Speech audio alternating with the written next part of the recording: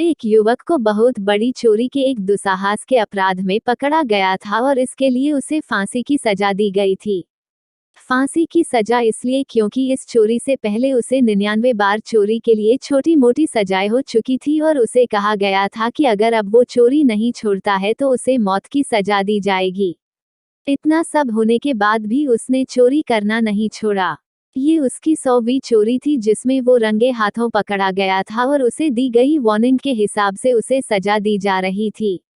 मरने से पहले जब चोर से उसकी आखिरी इच्छा पूछी गई तब उसने अपनी मां को देखने की इच्छा व्यक्त की और उसे फांसी देने से पहले उसके साथ बात करने की इच्छा व्यक्त की। निश्चित रूप से उसकी आखिरी इच्छा पूरी की गई।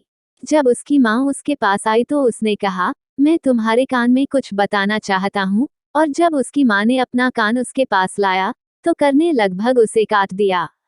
सभी लोग वहां मौजूद थे, सभी डर गए और चोर से पूछा कि इस तरह के क्रूर और अमानवीय आचरण का क्या कारण हो सकता है।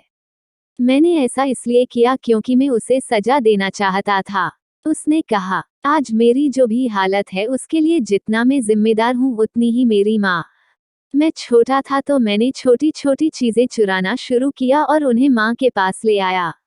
मुझे डांटने और दंड देने के बजाय वह हंसी और बोली, कोई बात नहीं, इन छोटी चीजों की चोरी पर कोई भी ध्यान नहीं देगा।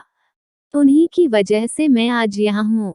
सभी को चोर की बात सही लगी लेकिन अब देर हो चुकी थी और चोर और उसकी माँ दोनों को अपने किए की सजा मिली।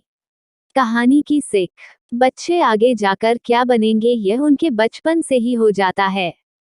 बच्चों को अच्छे बुरे का फर्क समझाना माता पिता और गुरु का परम कर्तव्य होता है। अगर वह ऐसा नहीं करते तो बच्चों की आगे जाकर जो दुर्दशा होती है उसकी जिम्मेदारी भी उनकी होती है।